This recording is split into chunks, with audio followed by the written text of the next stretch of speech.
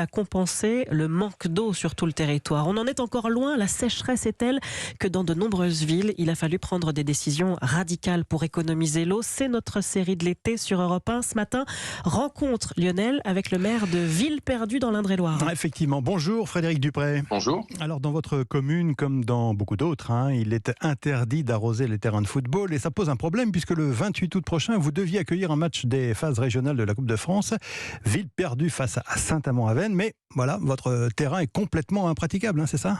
Oui, alors nous on a un terrain de foot qui est en état, il est complètement grillé, l'herbe est jaune. Il y a deux choses qui jouent. Alors il y a la partie visible, c'est l'herbe, et qui effectivement constitue un amortisseur durant toutes les phases de jeu, que ce soit pour les joueurs ou pour les gardiens de but.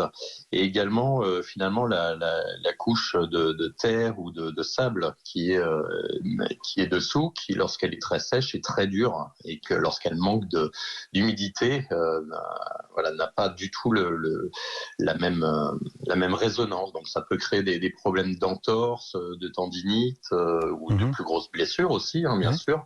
Le fait de jouer sur un terrain, même avec des crampons adaptés, ça ne résout pas la difficulté de jouer sur un terrain comme ça. Mais alors, est-ce que vous allez pouvoir maintenir ce fameux match finalement ?